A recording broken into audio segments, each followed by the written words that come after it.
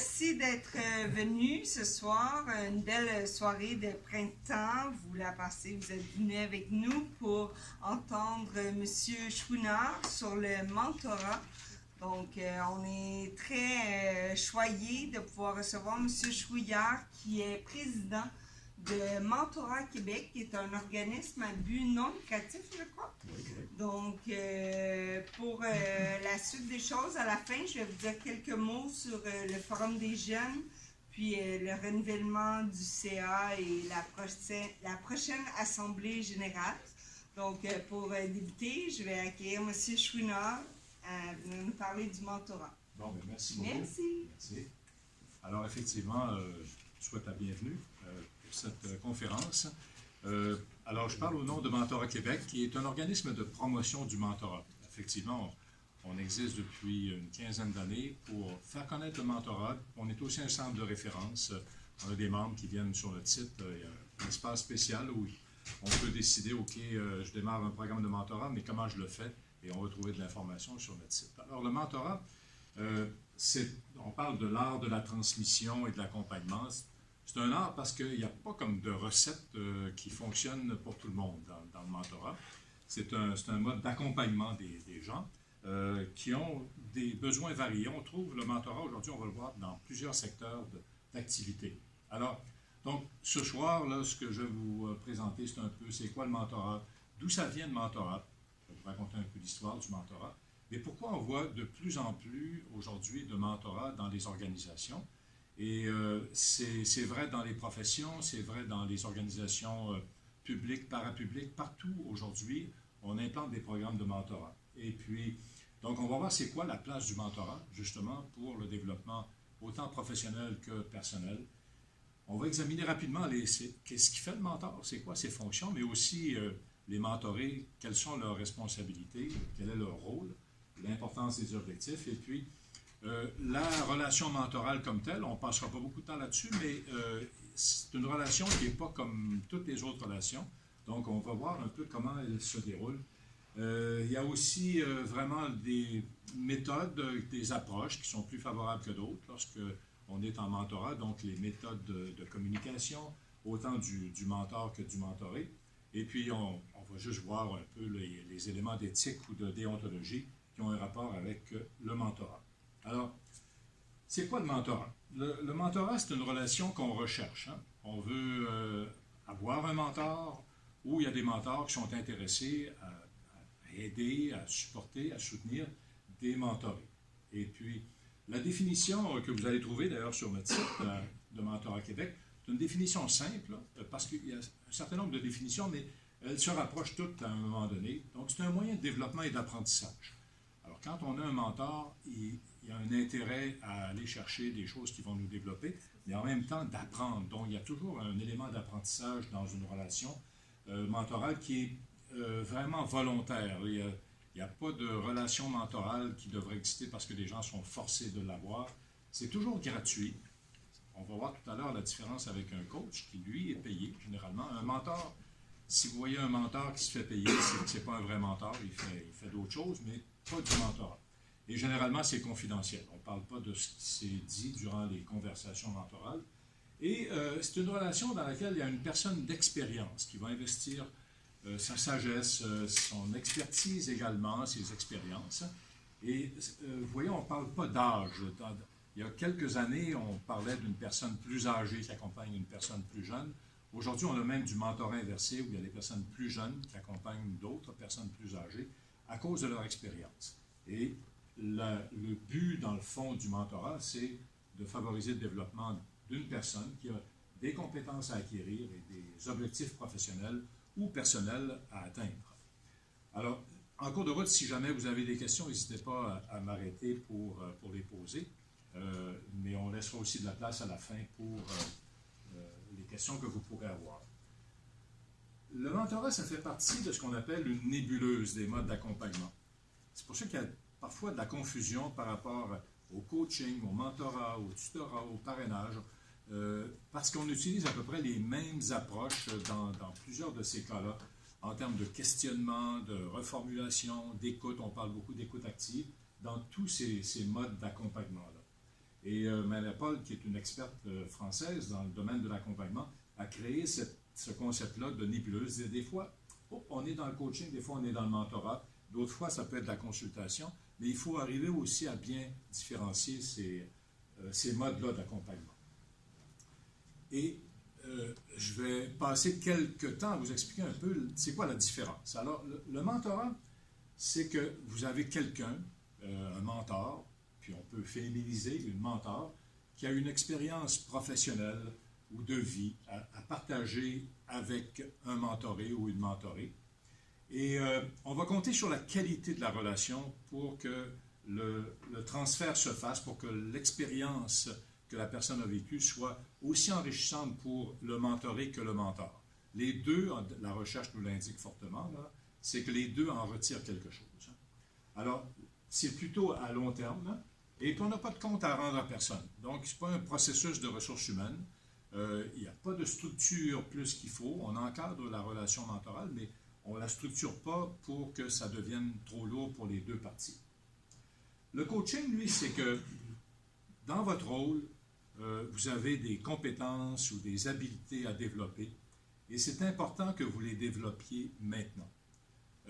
Parce que, mettons, votre patron vous a évalué ou vous avez des défis à rencontrer, vous êtes dans un nouveau poste, par exemple, et le coach, lui, va suivre un processus qu'il a appris. Généralement, c'est un coach professionnel, puis ça peut être aussi bien le patron qu'un coach de l'externe, qui va vous accompagner pour découvrir en vous ce que vous pouvez faire par rapport à ces habiletés-là. Alors, le coach, lui, n'est pas là pour vous transmettre ses connaissances ou vous transmettre son expérience. Le mentor, lui, oui. Mais moi, je suis un coach exécutif, j'accompagne des cadres supérieurs et je ne me sers jamais vraiment de mon expérience, de ce que j'ai vécu, parce que ça se peut que ça ne s'applique pas du tout aux gestionnaires avec qui je travaille.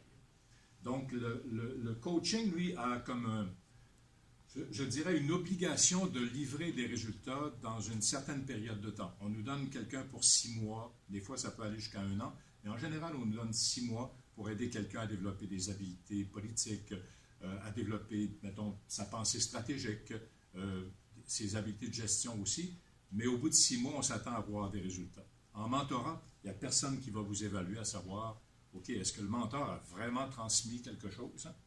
Et dans ce cas-là, il y a une plus grande liberté. En coaching, comme je vous disais, c'est plus structuré. Le tutorat, c'est quelqu'un qui débute dans un rôle, qui a une tâche à accomplir, et on va lui confier quelqu'un pour lui montrer comment faire cette tâche-là. Ça va durer un certain temps, 1 mois, 2 mois, 3 mois. Et puis, lorsque la personne sait comment faire sa tâche, le tuteur disparaît, parce que la personne devient autonome. Le parrainage, parfois, on le mélange un peu avec le mentorat. C'est que le parrain, c'est quelqu'un qui, en québécois, on dit qu'il va vous pistonner, qui trouve que vous avez du talent, que vous avez la bonne attitude dans l'organisation et qui va vous aider à progresser dans votre carrière. Il va parler de vous, donc il va exercer son influence personnelle pour vous faire progresser dans l'organisation ou votre carrière. C'est très bien quand on a un parrain comme ça, parce que ça aide beaucoup. Et des fois, il y a des mentors qui vont jouer ce rôle-là. Vous allez voir, c'est une des fonctions des mentors, parfois d'accompagner quelqu'un dans sa carrière en exerçant sa propre influence auprès des autres. D'autres éléments, des fois, à différencier, c'est le mentorat informel versus le mentorat formel. Mentorat informel, c'est que c'est vous qui trouvez un mentor. Puis ça va être un peu votre cas, là, parce qu'il n'y a pas de programme structuré. Donc, c'est vous qui allez identifier un mentor dans l'organisation ou à l'extérieur, et puis vous allez entreprendre une démarche auprès de cette personne-là pour qu'elle accepte. Et vous allez bien sûr communiquer vos attentes. Et le problème avec le mentorat informel, c'est qu'on ne sait pas si les gens sont disponibles, on ne sait pas qui trouver comme mentor. Et c'est pour ça qu'on voit aujourd'hui de plus en plus dans les organisations du mentorat formel qui est structuré, et puis qui a un programme, en fait, qui est promu par une organisation. Le Collège des médecins de famille, l'Université de Montréal, les chargés de cours ont un programme. En fait, il y en a une multitude de programmes. Et là, il y a une entente formelle que les gens vont signer. C'est pas très long, c'est 1 ou 2 pages. Et il y aura des discussions à propos des attentes, mais surtout, il y aura comme un cadre dans le temps. On va dire, donc, vous avez 12 mois pour faire le mentorat, Et je vais vous rencontrer une fois par mois pour 1 heure, 1h30, peu importe. Et il y a quelqu'un qui va coordonner le programme. En mentorat informel, on n'a pas ça, c'est votre décision comme telle. Alors, essentiellement, le mentorat, c'est pas très compliqué, hein, c'est d'apprendre à travers l'expérience des autres. Et aujourd'hui, on voit toutes sortes de types de mentorat, mais les principaux, c'est les dyades. Donc, une dyade, c'est jumelage de 2 personnes, mentor-mentoré. On a aussi du mentorat de groupe. Mardi, on avait à Mentorat Québec un webinaire qui portait spécifiquement sur le mentorat de groupe, qui peut se manifester aussi dans le mentorat entre pairs. Je parlais d'une expérience en Finlande où plus que 350 professeurs qui ont formé divers groupes entre pairs, hein, et qui ont vraiment eu des résultats assez impressionnants. Le mentorat inversé, personne plus jeune qui accompagne quelqu'un surtout en technologie, là, de plus âgé. Et le mentorat situationnel, c'est peut-être aussi des choses que vous allez exercer ici, c'est que vous avez à l'occasion besoin d'être accompagné, d'être conseillé, et là vous allez identifier une personne qui pourrait le faire, et vous allez demander à la personne, bon, hey, j'aimerais ça aller prendre un café avec toi, est-ce que c'est possible? Et là, ça devient du mentorat situationnel selon des circonstances. D'autre part, aujourd'hui, on voit beaucoup de mentorat en ligne. Il y a des programmes exclusivement en ligne. Le programme Academos, ici au Québec, pour les étudiants du secondaire et du cégep, ne fonctionne qu'en ligne. Et c'est même presque anonyme dans beaucoup des cas, ou en personne, ou ça peut même être un mix, un mélange des deux. Alors ça, on voit ça de plus en plus aujourd'hui. Et en termes de résultats, ça donne absolument la même chose. On pense toujours, OK, j'aimerais ça avoir un mentor en face à face, mais s'il est en ligne, au téléphone, vous allez avoir d'aussi bons résultats. Aujourd'hui, on va utiliser le mentorat pour le développement du leadership. C'est une chose dont on ne parlait pas, par exemple, il y a comme 10 ans. Aujourd'hui, mettons à la Banque nationale, on parle de développement leadership chez Desjardins également. Développement de la carrière, c'est très important, c'est un élément important, ça, du mentorat. Les hauts potentiels, on parle de la relève, donc le mentorat est utilisé fréquemment pour ça. Quand on veut créer une culture de mentorat et de coaching, de partage, Desjardins est vraiment là-dedans là, présentement parce que le président y croit et la vice-présidente ressources humaines également. Ils veulent que les gens coupent les silos puis puissent se parler même d'une unité d'affaires à une autre. La diversité et l'inclusion, tous les programmes d'accueil des immigrants aujourd'hui fonctionnent très bien. En fait, celui d'interconnexion à la Chambre de commerce de Montréal métropolitain, l'Hirondelle, je suis un des mentors, là. C'est des programmes qui apportent des bénéfices incroyables aux immigrants qui arrivent ici et qui doivent se trouver un emploi. Et finalement, l'intégration professionnelle et le maintien en emploi. Dans le secteur de l'éducation, on utilise beaucoup le mentorat pour permettre aux nouveaux professeurs de s'intégrer puis de ne pas quitter au bout de 6 mois parce qu'ils trouvent ça trop difficile. D'avoir un mentor leur permet de s'intégrer. Et aussi, on veut les garder, donc on va prolonger la relation mentorale pour être sûr que s'ils rencontrent des difficultés qui sont nouvelles, ils puissent avoir accès à un mentor. Donc ça, c'est à peu près les utilisations courantes qu'on voit au Québec ici. Je n'ai pas mis la jeunesse. Le programme Grand Frère, Grande Sœur, par exemple, là, c'est un programme qui s'intéresse à la jeunesse, mais là, je l'orientais un peu plus là, vers vous en termes d'intérêt.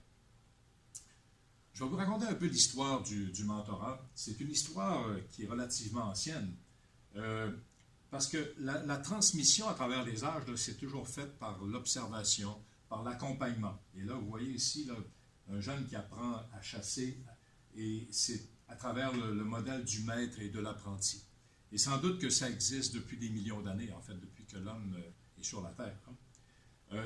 Au Moyen Âge, on a vu apparaître vraiment plus le modèle là, du maître et de l'apprenti qui apprend, en fait, avec son maître, même en demeurant chez lui durant 1 an, 2 ans, jusqu'à ce qu'il maîtrise son métier. Alors, on voyait un cordonnier, ici, ça va être un boulanger. Donc, à travers les âges, le mentorat a existé. Ce n'est pas nouveau, le mentorat. Mais quand on regarde au niveau de l'ère moderne, d'où ça vient, le mentorat et l'idée du mentor, je ne sais pas si vous avez déjà entendu parler de la guerre de Troie. En fait, Ulysse, le roi d'Ithaque, qui était parti à la guerre de Troie pour pour saisir la ville de Troie avec plusieurs autres rois de la région de la Grèce. Et Ulysse, c'est lui qui a conçu l'idée, en fait, là, du cheval de Troie. Alors, Ulysse, avant de partir pour la guerre, il a confié ses biens à Mentor, qui était son ami d'enfance. Il ne lui a pas spécifiquement confié son fils Télémaque, mais c'est évident que Mentor s'en est occupé. Et on trouve cette histoire-là dans l'Odyssée, aussi d'Homère. Mais quand on regarde d'où l'idée, comme on la pratique aujourd'hui, l'idée du mentorat s'est implantée, c'est à partir de Fénelon. En fait, Fénelon était le prescripteur du duc de Bourgogne. Le duc de Bourgogne, à l'époque, à la fin du XVIIe siècle, c'était le petit-fils de Louis XIV. Et il avait demandé à Fénelon de préparer son petit-fils pour devenir le roi. Et à cet égard-là, pour le préparer, il a écrit un livre qui s'appelle Les Aventures de Télémaque, qui est une suite un peu de l'Odyssée, dans lequel il raconte c'est quoi être un roi, comment je deviens un roi. Et il reprend les traits de Mentor. En fait, c'est la déesse Athéna là, qui le suit, mais elle prend les traits de Mentor. Et c'est comme ça que l'idée d'accompagner quelqu'un est venue au point où Montesquieu, en 1749, dans sa correspondance, a utilisé le mot mentor comme un nom commun. Alors, et c'est depuis ce temps-là qu'on utilise le mot mentor comme dire, bon, c'est un mentor, mais non pas le mentor de l'Odyssée, mais mentor et mentor, comme, parce qu'on a aussi beaucoup de femmes qui sont mentors aujourd'hui. Alors ça, c'est la petite histoire du mentorat. Alors, pourquoi il y a de plus en plus de programmes de mentorat aujourd'hui? C'est parce que notre monde est devenu pas mal plus complexe, et vous le savez. Alors, les changements, ça arrive rapidement.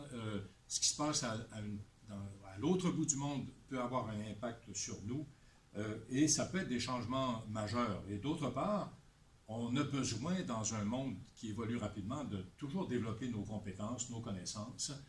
Et la complexité s'élargit, s'agrandit tout le temps.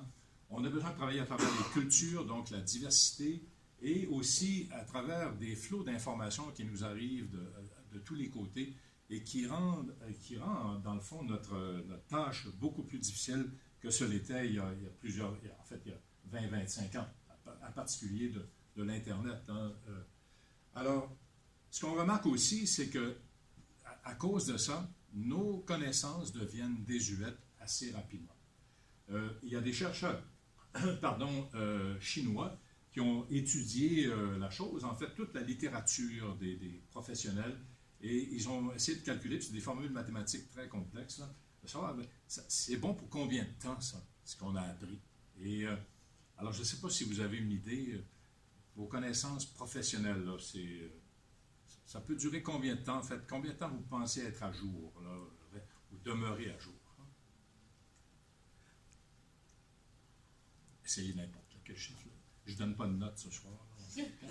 5 ans. 5 ans, oui. En fait, effectivement, c'est 3 à 5 ans.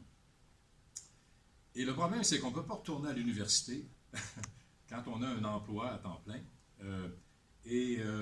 C'est clair qu'on a toutes sortes de sources d'informations, mais il faut constamment se mettre à jour. On ne peut plus, comme même les médecins, vous le savez, ils sont obligés de se mettre à jour constamment, ils sont obligés d'ailleurs de le faire. Hein. Mais il y a 50 ans, les médecins, ils allaient à l'université, puis ils sortaient de leur cours de médecine, puis ils pratiquaient sur à peu près les mêmes sciences là, durant 40 ans. Alors aujourd'hui, c'est absolument impossible. Donc, on a cette obligation-là pour se garder employable, surtout, de toujours remplacer nos connaissances par des plus à jour, des plus nouvelles qui vont nous aider. Et puis, c'est pour ça qu'aujourd'hui, on se dit, il n'y a personne qui connaît tout. Mais chacun connaît quelque chose. Et on va voir comment est-ce que dans un réseau collaboratif d'apprentissage, on pourrait nourrir notre besoin d'apprendre des nouvelles choses, des nouvelles connaissances. Et le mentorat fait partie, ou le mentor peut faire partie de ce réseau d'apprentissage-là. Oprah Winfrey disait, bon, entourez-vous de gens capables de vous propulser à un niveau supérieur. C'est l'idée du mentorat, d'avoir quelqu'un qui va vous propulser, qui va vous aider en tout cas à progresser. Et Donc, vous pouvez sans doute vous poser la question, parce que vous n'avez pas de programme de mentorat, mais pourquoi j'aurais un mentor ou une mentor? D'abord, la recherche récente nous indique que les milléniaux veulent du mentorat. Mon collègue Michel Posé, qui est en recrutement, quand il rencontre des candidats à qui il veut offrir des emplois dans des entreprises qui lui ont donné un mandat, la grande majorité aujourd'hui demande: est-ce que je vais avoir un mentor? Est-ce que je vais avoir un coach quand je vais commencer? Alors, il y a une préoccupation de la part des plus jeunes générations d'être accompagnés. Donc, les générations montantes, les boomers, nous autres, on savait tout en naissant, là. On savait conduire, en fait. Et puis, mais aujourd'hui, on sent bien que le monde est plus complexe et qu'on a besoin de se faire accompagner beaucoup plus. Alors, qui a besoin d'un mentor? Bien, le mentorat, c'est pour tous à n'importe quelle étape de sa vie ou de sa carrière. On peut avoir un mentor à 25 ans, mais on peut en avoir un aussi à 50 ans. Oprah Winfrey, elle avait Maya Angelou, qui était la grande poétesse américaine, et elle a eu jusqu'à ce que Maya Angelou décède il y a 2 ans. Alors, donc, c'était la femme qu'elle appelait, la mentor qu'elle appelait, pour avoir des conseils, pour l'aider dans certaines dimensions de sa vie. Alors, on peut avoir aussi des mentors pour différents aspects de sa vie ou de sa carrière. Ce n'est pas nécessaire d'avoir juste un mentor aujourd'hui. Vous pouvez avoir 2, 3 mentors. C'est pour ça qu'on parle d'un réseau aujourd'hui. Vous pouvez avoir un mentor sur les lieux de travail, vous pouvez en avoir un à l'extérieur, quelqu'un qui peut vous aider au niveau de votre carrière parce que, mettons, à l'interne, vous ne pourrez pas trouver cette personne-là si, mettons, vous vouliez changer d'emploi ou changer d'organisation. Le mentor, c'est une personne de qui on peut apprendre quelque chose. C'est ça. Si vous cherchez quelqu'un de qui vous pensez, parce qu'il y a juste un nom, mais vous pensez que vous n'apprendrez rien de lui, ce n'est pas nécessaire de l'approcher pour avoir du mentorat. Et vous pouvez aujourd'hui autant être mentor que mentoré. Et je vais terminer tout à l'heure d'ailleurs là-dessus en disant qu'une fois qu'on a été mentoré, il faut redonner au suivant. C'est la philosophie du mentorat. Et des fois, on recherche un mentor qui nous ressemble, mais ce n'est pas toujours la bonne approche. C'est mieux des fois d'essayer de trouver quelqu'un qui est un peu différent de nous, parce que ça va représenter un potentiel plus grand de croissance. Si vous êtes avec quelqu'un qui n'est pas dans votre dimension personnelle, pour vous aider à faire d'autres découvertes et qui va vous donner aussi des défis différents de ceux que vous vous seriez donné vous-même. Je ne sais pas si vous avez déjà entendu parler du modèle 70-20-10 de l'apprentissage, mais ce qu'on apprend, en fait, généralement dans notre tâche, dans notre rôle, dans notre profession, on l'apprend à 70% au travail, avec les expériences qu'on vit. Quand on résout des problèmes, on apprend quelque chose. 10%, là, vous allez l'apprendre des cours, des événements auxquels vous allez participer, des réunions professionnelles, ou des programmes de développement de leadership. Et on voit beaucoup de programmes de développement de leadership aujourd'hui qui sont abandonnés parce qu'on réalise que ce n'est pas là que les gens vont apprendre. Alors, l'autre 20%, c'est les autres, en fait, avec qui on travaille. Donc, ça va être du coaching, ça va être du mentorat, ça va être du feedback qu'on aura. Et ça a l'air pas beaucoup, là, le 20%. Mais si on regarde, mettons, un athlète comme Novak Djokovic, champion de tennis l'année dernière, on pourrait dire que, écoute, il pourrait, à cause du talent qu'il a, fonctionner tout seul.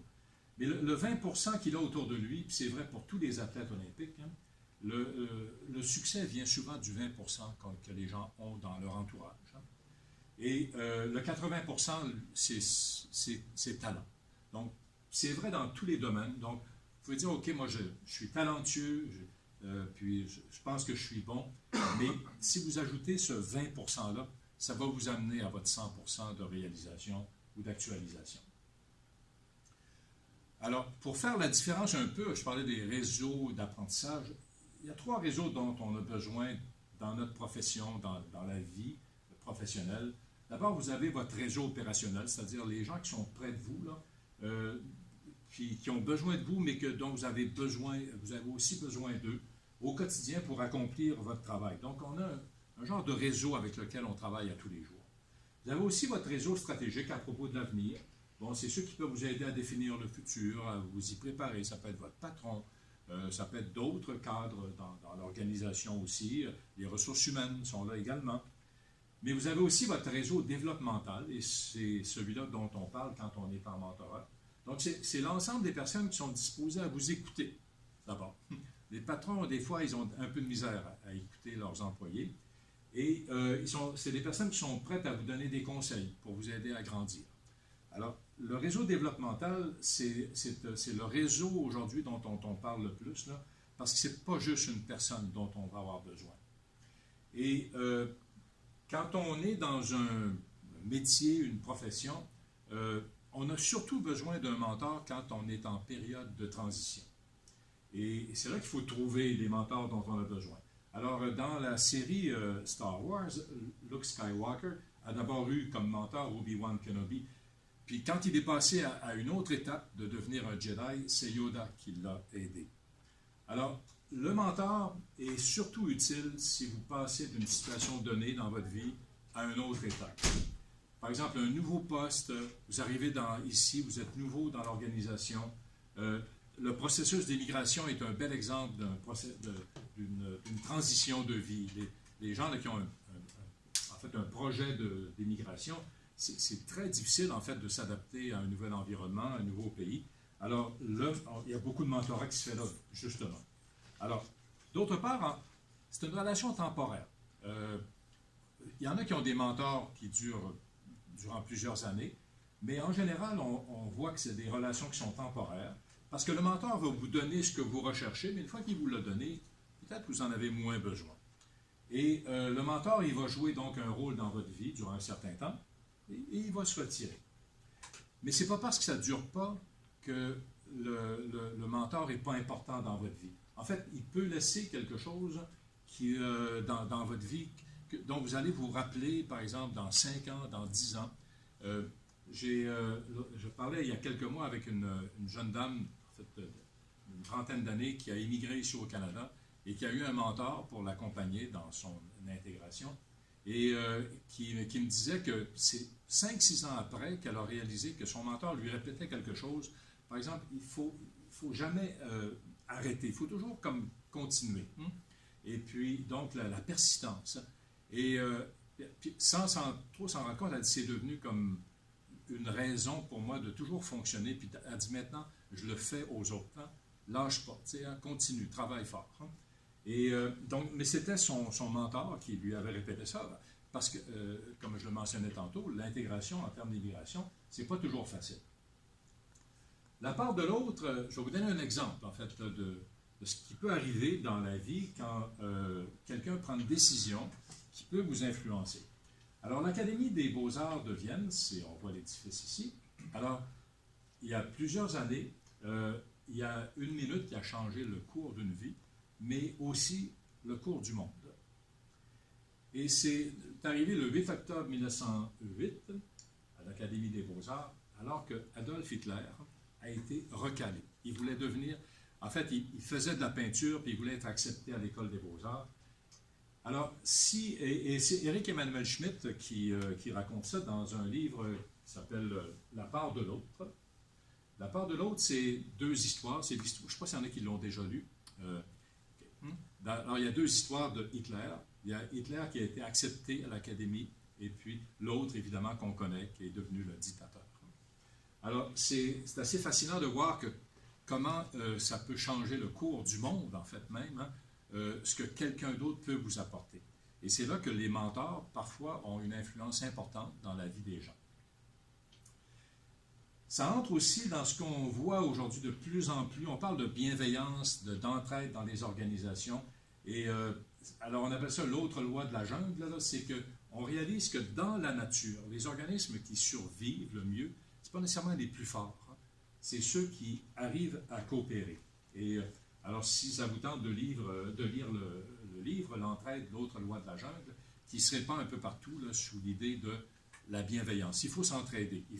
C'est comme ça qu'on va survivre tous beaucoup mieux que si on essaie d'être plus fort que notre voisin ou que nos collègues. Si vous vous posez la question à savoir, okay, c'est quoi les bénéfices du mentorat? D'abord, le mentorat dans les organisations, ça fait tomber les silos. les barrières, les préjugés qui peuvent exister, et ça améliore la qualité des relations. Quand on est capable de faire tomber ces silos-là de préjugés parce que la personne est dans l'autre département ou qu'on ne fait pas l'effort d'aller lui parler, le mentor va créer ce lien-là. Alors, le mentor, généralement, n'est pas toujours dans votre secteur à vous, il peut être ailleurs dans l'organisation. Et là, vous allez découvrir, OK, lui, il travaille dans tel département, voici ce qui arrive. Lui, d'autre part, découvre ce que vous faites. Et à ce moment-là, il y a comme une intégration, dans le fond, des expériences. Ça assure automatiquement alors une meilleure collaboration entre les services, entre les groupes de travail. Et puis, ça permet aussi ce qu'on appelle un transfert naturel des compétences. Il y a des programmes très coûteux de transfert de compétences puis de connaissances. En mentorat, ça arrive tout naturellement, il n'y a personne qui force. Hein. On se parle de ce qu'on fait l'un et l'autre. Hein. Et le mentor vous parle aussi de ce que vous pourriez apprendre, et ça se fait tout naturellement dans des conversations. Et ça augmente beaucoup la satisfaction au travail. On a beaucoup de recherches là-dessus, sur la motivation, sur le taux de rétention également.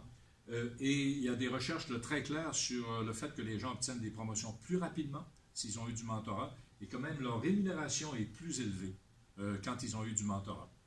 Harvard a publié plusieurs recherches là-dessus, parce qu'évidemment, on se demande dans les organisations, si je peux avoir un mentor, est-ce que je vais être promu plus rapidement? Effectivement, sur une période donnée, les gens ont plus de promotions et ont des salaires plus élevés. Et finalement, ça facilite l'intégration à la culture et le cheminement de carrière, parce que si vous voulez progresser dans une organisation, un mentor qui est déjà passé par là est en mesure de vous en parler. Moi, j'aimerais ça être, je ne sais pas, à tel poste ou être dans tel secteur. Le mentor dit, OK, on peut s'en parler, qu'est-ce qui t'intéresse? Et puis, alors voici quelques conseils, par exemple, quelques personnes à qui tu pourrais parler et qui pourraient t'aider pour ta progression. Un autre élément important, c'est que quand on débute dans une carrière, généralement, on va vous embaucher, là, le pourcentage est disparu, là, c'est 70%, vous l'avez bien compris. On va vous embaucher pour vos compétences techniques. Vos habiletés relationnelles, on dit, je pense que la personne va apprendre en cours de route à travailler avec les autres. Hein. Mais quand on voit les carrières, comment est-ce qu'elles se déroulent, on devient à un moment donné, c'est l'inverse. Hein. Quand on devient gestionnaire, hein, l'importance des relations devient, en fait, c'est l'inverse, ça devient beaucoup plus grand que vos compétences techniques.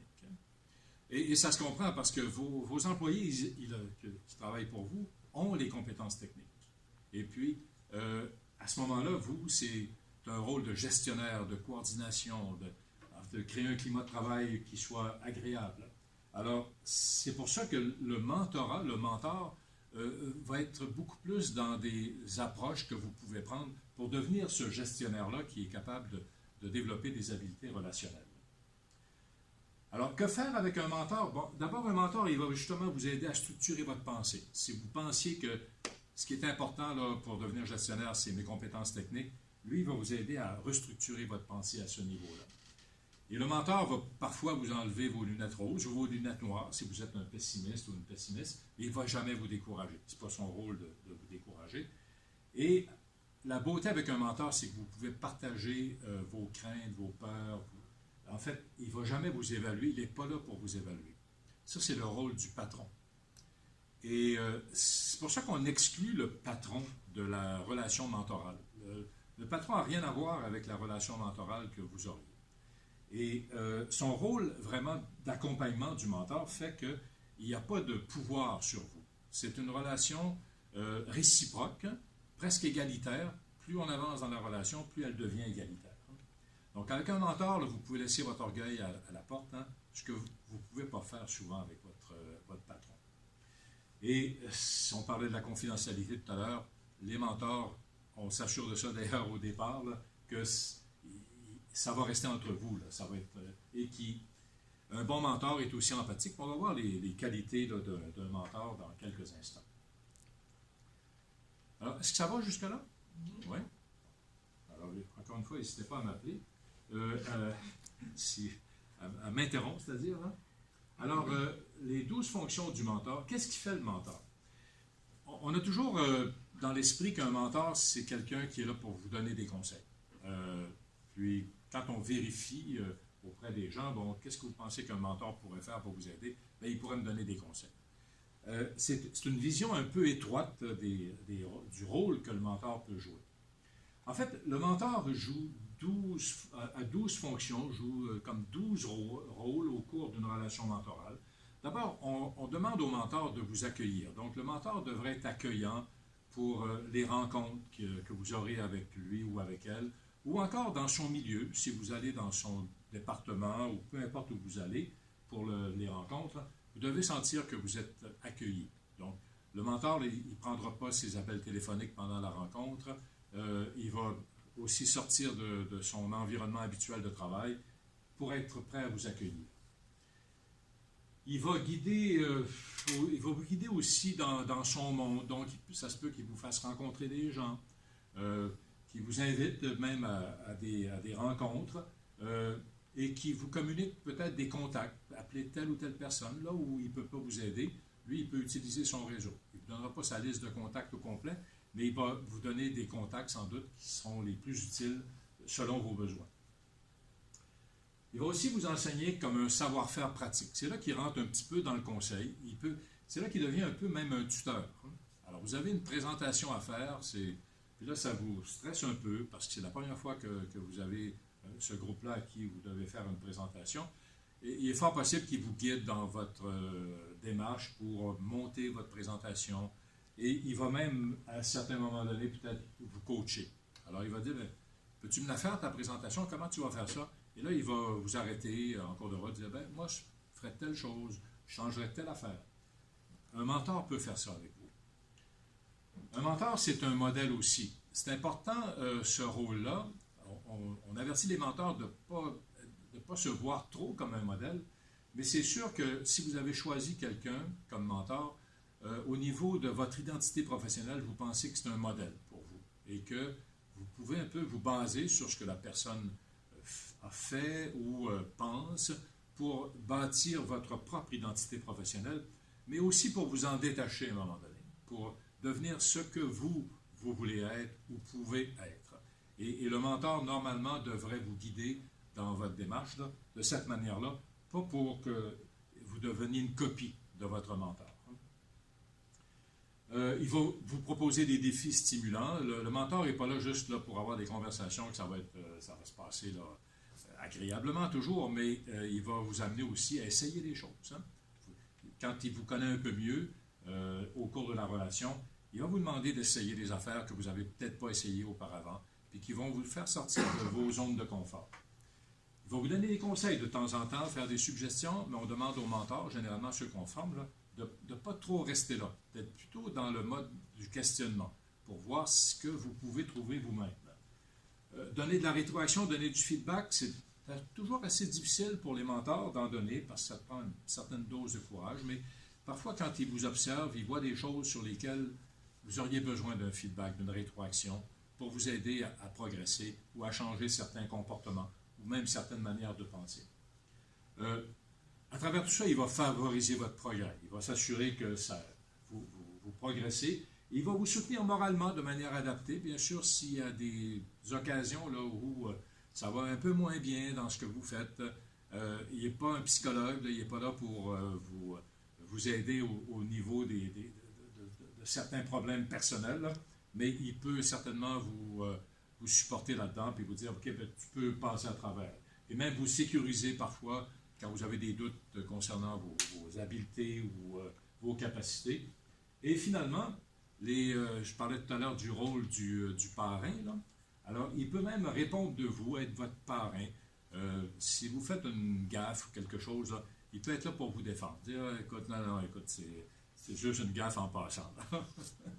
Alors, voilà les fonctions du mentor. Alors, les clés vraiment d'une relation mentorale, c'est qu'un mentor, il peut utiliser toutes ces fonctions-là de base, ou quelques-unes seulement, ça dépend de votre contexte à vous. Alors, attendez-vous pas à ce que le mentor fasse tout ça pour vous, ça va dépendre vraiment de ce que vous voulez, vous. Et mais le succès de la relation mentorale, ça ne dépend pas seulement du mentor. L'efficacité de la relation, ça va dépendre largement de l'interaction que vous allez avoir avec votre mentor, donc entre le mentor et le mentoré. Et les fonctions que vous allez jouer, vous, dans la relation mentorale, sont plus importantes, en fait, que les fonctions du mentor. Ça peut vous paraître absurde, là, mais vous allez comprendre pourquoi dans quelques instants. Parce que le mentor, pourquoi on choisit un mentor? C'est qu'on regarde qu'est-ce qu'il a fait, qu'est-ce qu'il a accompli. Dans le fond, on va le chercher pour son savoir-faire, pour son expérience, pour ses expertises. Et c'est important. Mais généralement, le mentor, il ne va pas rester là, il va aller vers savoir-être. On parlait tout à l'heure des habiletés relationnelles, on tombe là, dans le savoir-être. Hein. Et il va même passer, le plus grand rôle du mentor, ça va être de vous préparer pour l'avenir. Comment, ce que vous pouvez devenir. Il est là pour vous accompagner là-dedans. Et la grande différence avec le coaching, hein, le coaching, là, on est plus dans le savoir-faire et le savoir-être. On ne travaille pas beaucoup sur le savoir-devenir. C'est rare. Ça a un impact des fois sur le savoir-devenir, mais le savoir-devenir, c'est à plus long terme. Le coach est plus dans le savoir-être, puis aussi dans le savoir-faire. Donc, un mentor, c'est quelqu'un qui peut souvent voir plus de talent et de capacité en vous que vous n'en voyez vous-même en vous. C'est ça le rôle du mentor, c'est de voir, OK, qu'est-ce qui est possible pour cette personne-là d'apprendre et pour lui permettre d'évoluer puis de devenir encore meilleur ou d'agrandir son champ, son horizon, en fait. Et ça vient un peu de la notion de... Puis là, je n'entrerai pas là-dedans en détail, là, mais au niveau psychologique, là, ça vient un peu de la notion du concept de soi. Comment on se voit? Généralement, dans la vie, là, on a le choix obligé. Là, le choix obligé, c'est celui que vous avez au travail, en fait. Tous les jours, là, vous vous adaptez au monde du travail. Le choix réel, là, c'est quand vous sortez avec vos amis, vous êtes à la maison. Le choix idéal, c'est un peu ce que vous aimeriez devenir. Et le mentor, lui, ce qu'il va faire, c'est que il va vous poser des questions, il va vous amener à vous vérifier, à voir comment vous voyez, faire un peu votre découverte de vous-même. Et ça va automatiquement vous amener à avoir une plus grande confiance en vous si vous aviez des doutes par rapport au niveau professionnel, au niveau personnel, et ça va vous amener à vous motiver pour vous développer davantage. Le programme de Femmes en finance, qui est un excellent programme ici à Montréal, le plus grand bénéfice ou le plus grand avantage que les femmes ont trouvé du programme, c'était la confiance en soi. Je ne vais pas dire qu'on avait affaire à des femmes là, vraiment très équipées au niveau intellectuel, mais aussi au niveau compétence. Hein. Et puis, le fait de parler avec un mentor, ça a bâti leur confiance en soi. Et dans la plupart des programmes, les agricultrices, ça a été la même chose, ça a été la confiance en soi. Puis, je ne vais pas dire que c'est des femmes là, qui géraient quand même des organisations très complexes, là, puis on pense que c'est pas compliqué de faire, là, c'est plus compliqué qu'on pense. Là. Alors, la confiance en soi, c'est un élément qui ressort normalement de votre relation mentorale. Alors, ce qu'on recherche chez un bon mentor, ce que vous allez rechercher sans doute, c'est quelqu'un qui est positif. Allez pas chercher quelqu'un là, qui a la mine basse, puis qui est pessimiste par rapport à la vie, puis par rapport aux autres. Là. Ça, il ne va pas vous aider beaucoup. Vous allez avoir aussi besoin de quelqu'un qui vous nourrit, qui va vous valoriser dans vos efforts, qui va vous confirmer, comme je le disais tout à l'heure, un peu dans ce que vous êtes, ou ce que vous devenez en cours de route, ce que vous êtes en train de devenir. Alors, le bon mentor, il ne va pas vous emprisonner dans ses jugements, dans ses exigences, dans ses besoins, parce que les mentors, quand on les recrute dans les organisations, quand ils nous disent, écoute, moi, vraiment, là, j'aime ça là, parce que ça va me donner là, l'impression que je suis utile, puis que moi, le mentorat, là, ça fait partie de mes objectifs de vie. On dit non, c'est pas ça le rôle du mentor. Le mentor, là, c'est d'aller aider quelqu'un. En fait, hein? Et puis, peu importe ce que tu en retires,